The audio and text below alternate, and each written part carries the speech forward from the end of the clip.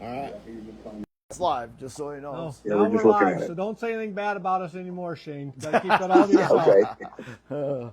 I will not. I'll get us going here. Hey, we're back at Hoagie's Garage, and we're in a sense, we're kind of live from almost Knoxville, but he's in Pella.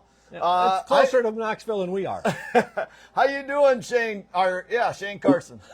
Jeez. I'm doing good, Jeff. Just got through eating dinner. Just headed back over to the house in Pella. That's awesome. That's awesome. I'm guessing dinner was good, wasn't it? Oh yeah, it was excellent. We were right downtown Pella. You bet. So one of the biggest things you do, Shane, is you line up this huge autograph session. How long have you been doing this? I think about 15 years, because it originally started out, Bob Trossel did it. And, as he was getting older, he was trying to get people to help him. So then, and I did, I helped him the first couple of times. And then he said, well, if I'm not going to be here, maybe you ought to take that thing over. And then that year he passed away. So, oh, really? Tom Schmay, and, they asked me if I would take it on. And I said, yeah, I think I can do it. So we put together a deal, every day, Wednesday, Thursday, Friday, Saturday. And we get like 2 or 3 sessions a day. Now we're doing 11 o'clock, 1 o'clock, and 3 o'clock. And we get about, 5 or 6 guys every session. So it works out pretty good. We get a big spread of ages, from the kids that are just starting out to guys that have retired for a while. Yeah, that's that has to take quite a bit of your time. I mean, to reach out to each one of them, and then I'm sure some are no, or it's not going to work, or Yeah. I don't know. I'm trying to count here real quick. That's 15. That's 30. 44. I don't know. It's got to be close to over 50. Yeah, it's Close over to 50. We're right at 60 this year. Yeah. That has to take some legwork on your part. When do you start? Do you kind of wait until you're down there and just talk to them, or? I've been working on it for about a month, actually, and and then of course when I get to Knoxville, then I can kind of fill in a lot of the blanks, because I can go and talk to those guys in person. Yeah. It's always nice to talk to them in person. Yes, and then it turns into another project where I've got to chase them down. It's a little bit like herding cats. I don't think it can be done, really, but that's what we do. Yeah. And I'm sure, there's cases where something comes up last minute for the driver and they do need to cancel on you here or there. So there could be a change here or there, but this is a pretty good schedule of what you got going on. I hate it when they've got their they're on the schedule for Friday and they qualify Wednesday, and then they have some problems, and sometimes they get in a crash or something and they can't be, they're done. They don't even come back and race on their non-qualifiers night, or whatever you call it, because they blew up or tore up. So, you got to figure out a way to, to cover it and be able to communicate with the people that are standing there in line what happened. Yeah. Yeah, and you read over this list, it's kind of like a who's who of racing now, and some of who from the racing in past, and yeah. I mean, you got yourself, you got Jack Hewitt, Steve Kinzer, Paul McMahon, Joey Saldana, some of the older gentlemen. You got Gravel, Rico, the Macedo brothers. You got locals with Cade Higday and Caleb Johnson, and I mean, you got like everybody. Well, that's what I wanted it to be. I wanted it to be a group of, the old and the new, and the guys that have done it all forever, and then some of the kids that are on their way, because that's the future of the sport. Yeah, absolutely. I'm just trying to. Ned Fry, I had sent you something saying, we have like 80% of these guys on our podcast, which I thought was pretty cool. But then, Good, I saw a guy like Ned Fry, and I'm not even that familiar with Ned Fry. So help me out with who Ned Fry is. Well, I'm not either. You are? Okay. Well, I know he's run a lot of stuff. He's raced and through the years. He's got a vintage car that he still runs. He writes books. He's a book writer. he's got some, some pretty good subject matter in these books because he gave me one of the books. So I've been trying to kind of figure out exactly what he's done and who he is. And, I'd heard of him as a racer, but I didn't know he did all this other stuff. Yeah. Well, evidently he's smarter than you and me, bud, if he can write a book. Oh, man. Absolutely. Yeah. So it's been interesting to research it and understand who a bunch of them are, because, I know a lot of them, but I don't know all of them. Yeah. No. Well, when you got a list of 50-plus guys, close to 60, like you said.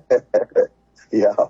Yeah. See, then we pulled up an old race. We got Joey Saldana going now, Stevie Smith, Johnny Herrera, Paul McMahon. That's the heat race we're watching right now from 2001. Yeah. Oh, I hear you. So, well, this is all being taken place at the Trossel Garage? Yes, it is. And, the old Bob Trossel Garage is a piece of Bob's shop. I mean, that is the original front door. And then you look inside, and it's just like it was when I was driving for Bob. It hadn't changed much. It's really cool to look at. Yeah. So it's a good time, When you compare that to some of the shops you see nowadays, things have changed.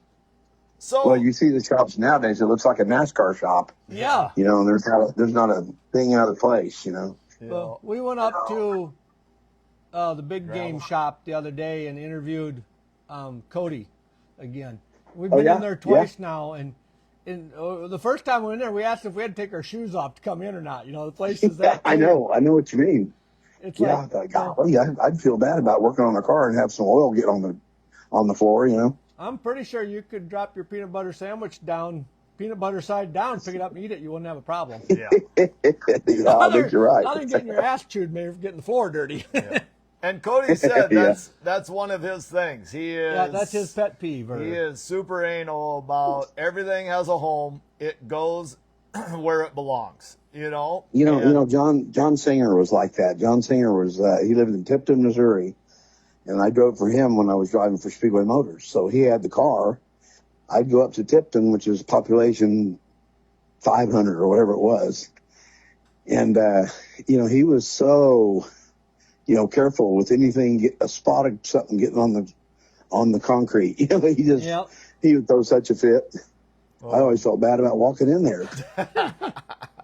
Well, they got to get it dirty at some point in time, but they just keep it. That's they right. clean her up Yeah. shortly thereafter. Yeah, you're right. So you're right, but you guys would have a great time with any and all of those guys.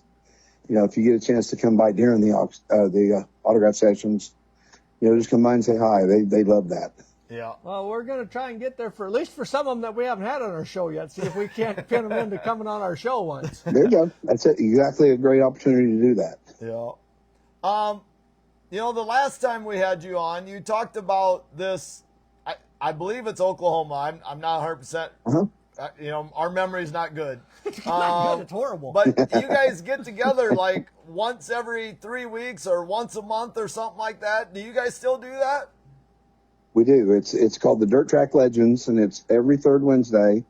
We do it in Tulsa. It's at the Golden Corral. We started out. We were at the Hard Rock in the buffet. Well, then the COVID thing hit, and they shut down all the buffets really.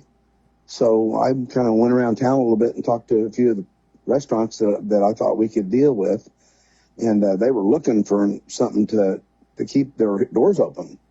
And they said, how about this, this Golden Corral? You guys can come in every third Wednesday, and we'll section off an area for you. And, back then we had 25 people. And so we did it. We did the first couple, and then all of a sudden we had 50 people, and then we had 70. Now we're averaging 90 people every third Wednesday.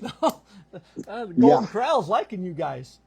Oh, yeah. There's guys like Jerry Stone and Emmett Hahn and Jackie Howerton. These are guys that raced even when I was just a spectator before I got to where I was racing, and then some of them we raced with.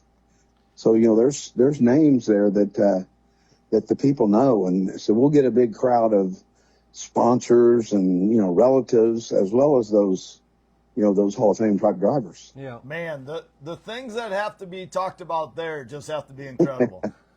Yeah, it really is. And you just never know exactly who's going to show up and what they're going to be talking about. Yeah. We had Emmett on just before the Chili Bowl. What Emmett call us? Not Dumb and Dumber, but what? Oh, I don't remember what he called us. Emmett is a hoot. He was a lot of fun. But yeah, something along the lines of Dumb and Dumber. But he just got inducted into the Oklahoma Sports Hall of Fame. Yep, I saw like pictures a couple of of weeks that. ago. That's awesome. And the only motorsports guy that I can remember being inducted, because we're talking stick and ball sports people mostly. Yep. Like Sam Bradford, he was on the same group of inductees that Emmett was just last week. And but them guys, they don't really relate to what we do. But the only guy before Emmett that I remember was John Zink or Jack Zink, and Jack Zink was the owner of the '56 IndyCar winner Pat Flaherty. Okay. So he was one of the inductees. Of course, he was a big motorsports guy, but he had a business right there in Tulsa, and so he was an early inductee. So hopefully, and what I'd like is for the Oklahoma Sports Hall of Fame to recognize that we have some worthy recipients of that award. And I think that'll happen, even though it's been a while. But I think now that Emmett got in, and I think they'll be more apt to have more in there. So I'll let you know how that goes. Yeah. And with everything going on with the Outlaws and the high limits and the popularity of the sport right now, I would think they would look into it more. Yeah. I mean, of course, me and you are sprint car guys, but we're talking, just motorsports in general. But there's a lot of Oklahoma drivers, and that should be and could be and will be inductees, in my opinion. Yep. There's been a lot of it come out of Oklahoma over the years. Yeah. Oh yeah. Do you have a couple picks to win the Knoxville Nationals this year? Who do you think are the favorites? Well, I know the guys that I'm closest to are the ones from Oklahoma, and that kid won last year, and he won the 360 race this year. Yep. So he's got a good shot. He's only 19 years old, but and he's already won a whole bunch of stuff. So I think we'll be able to see him right up front, in my opinion. Yep. And he would definitely be my pick for this winter too. I was really surprised after he won the 360s to find out that there was only two other guys that had won both before him. Well, yeah, I heard that. Yeah, I didn't know that either. Shane Liebig said he ran the first one ever, the 360 Nationals. Right. And that was 1991, right? So it doesn't seem like that's a lot of years. I know when you add it up, it's a lot of years. But, it's, I mean, you go back to Steve Kinzer and Doug Wolfgang, they didn't do a 360 Nationals. So, but no, we didn't. I would You're just right. surprised we didn't get a 360. I didn't get one until 1990. And that was my first 360, and we kept it just so we could run some ASCS stuff in between races. We didn't have a 410 race to go to. We put that thing in there, but yeah, and when I drove for that Helms $12 car, we had that ASCS motor available anytime we wanted to go run it. So, but a lot of those teams didn't have that. They were strictly 410s, and they weren't messing with them. Yeah. So do you think we should read all these names off quick, or should we not? What should we do? That'd be a quite a collection of driving. We touched on them. I have been posting those things here and there. You got a hold of it, so that's good. I think it's going to be a word of mouth thing, and people will see it posted. So, I got to be there that day or that day, and it's crazy. I'll have people that are there every session. Oh, sure. All 4 days. Yes. And I recognize them every year. I've got people from Hawaii coming in that have not missed one ever since I can remember. Yeah. And they'll be there just like always. A couple of years ago at the race, there was a younger couple that had 3 kids, and they were just having a blast. And so kind of just lean forward and ask them, "Hey, where are you guys from?" And then all of a sudden you could tell they were definitely from Australia. And they're like, "This is our first time to America. We wanted to come to Knoxville, and we're here, and this is the best ever." So they came all the way to the United States just to watch Knoxville Nationals for a week. I guess So, they got the furthest tow award. Yeah. Yeah. Well, you that's mentioned good. Hawaii, and I never even thought about racing in Hawaii. But then when I was out at Vegas with Steve with Fulkins this spring, we met a family they were there on vacation. They're sitting at the race. They were there was 2 cars left in the parking lot when we left the pits, and they were one of them. Yeah. They were still just having a blast. Yeah. I went to Hawaii one time and tried to talk to there was a little racetrack there called Ewa Beach Speedway. It was out on Waikiki, and I went there, and I found the people to talk to, and I was trying to put together a World Outlaw show for over there. And what knocked us down was the scheduling. We couldn't get a good enough date to fit in with a schedule like we have now. When you started in February in Florida and you're not over until November, it was hard to get one that would fit in Hawaii, so we didn't get to do it.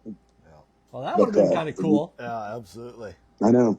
I was promoting races at outlaw shows in Oklahoma City, which I did for 22 years.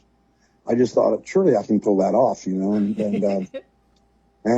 some little detail about how do you get them over there? What are you going to put them on a big plane? This and that. Yeah. Well, on the bright side, at least you got to go to Hawaii for a little vacation, maybe. I actually, when I did that, I was coming back from Australia, and we figured out a way to get off in Hawaii for 3 or 4 days, and that's when I went over there. Oh, okay. Oh, that's awesome. That's awesome. Yeah, because that was like a gas stop, from a Qantas, and they'd fly out of Sydney and land in Hawaii to fuel up and keep going. I don't know, but it was a good trip. Yeah. Before we let you go, Shane, maybe just put a plug in for the Hall of Fame and why people should stop there and see what's all inside. The National Sprint Car Hall of Fame, if you've not been there lately, you better go because it's changed.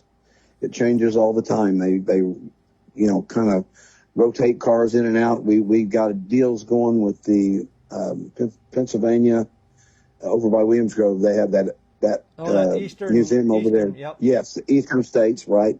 Then we've got another one in California at Woodlands.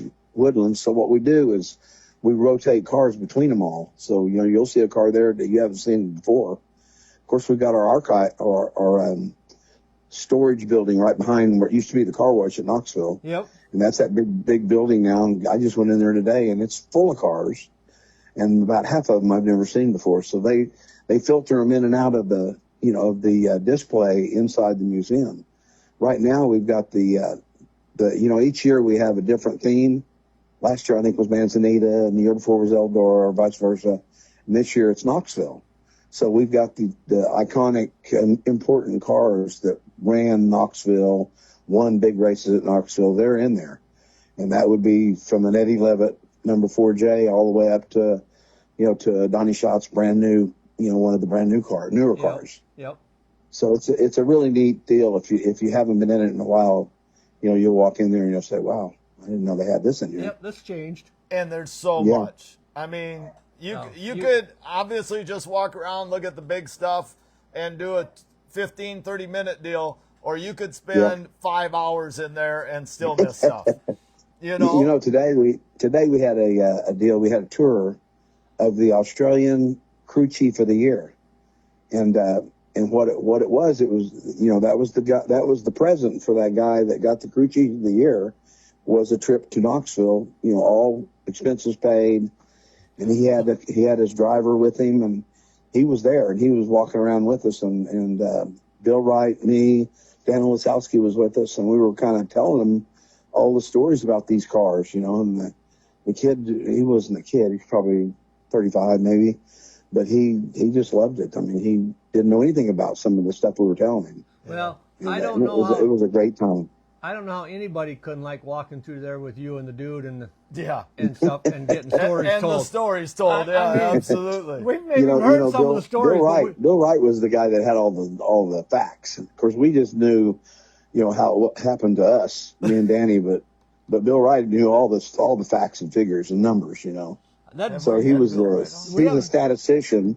and me and Danny were just kind of like, well, here's what we did, and we probably wouldn't do that again, but yeah. Is Bill Wright? Did he do the Drivers Project podcast where they go over like a decade of racing at a time? I think so. Yeah. I've been watching them when I find them, and damn, can that guy remember things? But he'd make us look really bad if we had him on our show. Yeah. Oh yeah, he's a whiz. He's he's there every Saturday night at Knoxville. He goes over to the scores tower and he kind of takes care of the stories that that are happening throughout the night, and those are the ones that get posted when they do the recap of the event or whatever. So he has definitely been at it for as long as I can remember. I got his He's name. He's not very old. No. 40-something maybe. Yeah, I got his name written down at home. If I bump into him at the Hall of Fame sometime, I'm going to have to ask if he wants to come on the show and tell stories. There we go. Well, he probably would, and he would definitely have a lot to say. Yeah. We love the ones, Shane, where Tobe and I don't need to talk. I think the people listening to the show prefer that too. Yeah, absolutely. Yeah, we need you to lead us into something, then we can tell you about it. That's what we like. There you go. Maybe I shouldn't say this or not, but Snow is listening, Oh no. and he says I love Shane. So Okay. Too much information, Snow. Oh no, I'm just kidding you. Oh. Well, You Shane, guys do a good job, and I do appreciate it. I do. Yeah. we're And having fun. we have a blast all the time. So we really You appreciate always this. We just want to help promote this. It's Wednesday, Thursday, Friday, Saturday, and it's basically 11 to 12, and then the next times are 1 to 2, and the next times are 3 to 4. So, and that's pretty much every one of those days. So Yeah, and you'll hear stories and see people that you haven't seen for a while, and hear things that you didn't know about them. So come on out there and get a chance. all right, thanks so much, Shane. Okay, buddy, I appreciate it. All All right, right, see take ya. care. Okay, bye bye. Bye bye.